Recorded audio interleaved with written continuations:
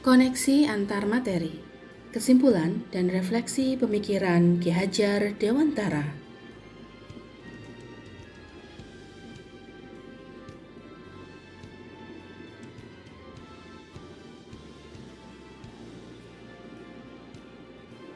Saya, Siti Diantisari SPDSD, CGP Angkatan 7, kelas 113.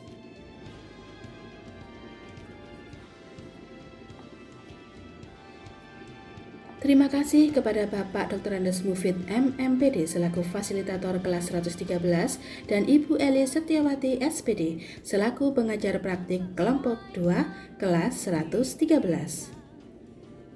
Adapun yang kita bahas hari ini yaitu kesimpulan pembahasan mengenai pemikiran Ki Hajar Dewantara, refleksi pengetahuan dan pengalaman baru, serta proses pembelajaran di kelas yang mencerminkan pemikiran KHD sesuai dengan konteks sosial, budaya, kelas, dan sekolah. Kesimpulan dan pembahasan mengenai pemikiran Ki Hajar Dewantara. Ada 4 hal yang saya dapatkan. Yang pertama yaitu asas pendidikan Ki Hajar Dewantara. Pendidikan adalah tempat persemaian benih-benih kebudayaan, di mana pendidikan bertujuan untuk menuntun segala kodrat yang ada pada anak. Yang kedua yaitu menuntun kodrat anak. Kodrat keadaan yang dimiliki anak meliputi kodrat alam dan kodrat zaman. Kodrat alam merupakan segala sesuatu yang dibawa anak sejak lahir, sedangkan kodrat zaman bisa kita lihat dari perubahan waktu dan pengaruh dari luar. Yang ketiga yaitu semboyan pendidikan Indonesia, Ing Ngarso Sungtulodo, Ing Madya Mangunkarso, dan Tutwuri Handayani.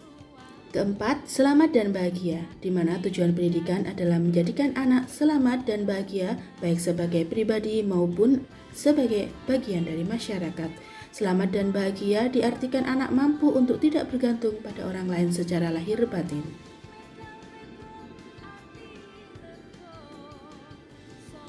Refleksi pengetahuan dan pengalaman baru.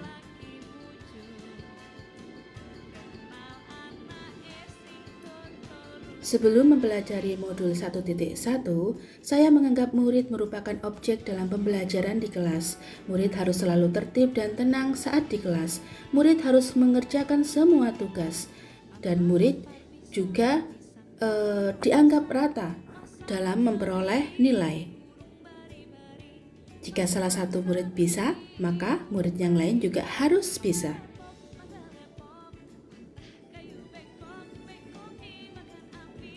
Sedangkan sebagai guru, saya merasa sebagai pusat pembelajaran di kelas yang bertugas memberikan ilmu pengetahuan dan keterampilan sesuai kurikulum yang berlaku.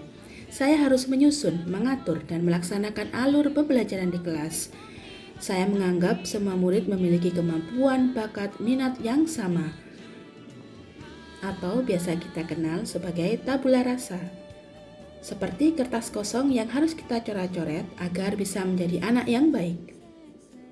Setelah mempelajari modul 1.1, saya memahami pemikiran KHD bahwa peran saya sebagai pendidik yaitu menuntun segala kodrat murid untuk mencapai kebahagiaan dan keselamatan setinggi-tingginya. Sebagai pendidik, saya juga harus menuntun tumbuhnya anak dengan memberikan contoh baik, arahan, bimbingan agar mampu mengembangkan kodrat yang dibawanya.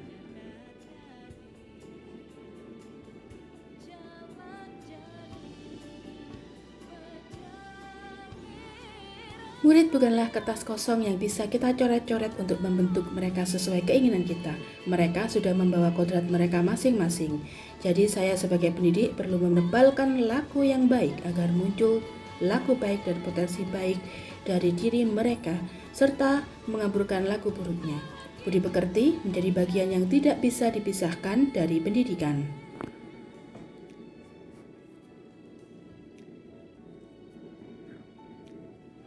Proses pembelajaran di kelas yang mencerminkan pemikiran KHD sesuai dengan konteks lokal, sosial, budaya.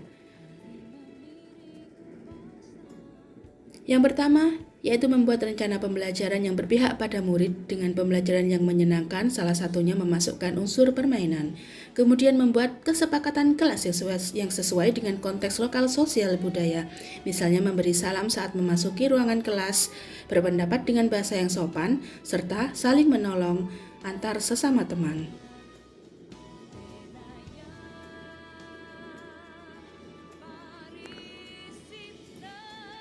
Yang ketiga yaitu mengidentifikasi dan memetakan kesiapan belajar murid melalui asesmen diagnostik. Hal ini sesuai dengan tugas pendidik untuk menuntun murid sesuai dengan kodrat yang dibawanya. Kemudian yang keempat menjadi fasilitator dalam kegiatan belajar di kelas dengan pembelajaran kontekstual yang akan lebih bermakna bagi murid.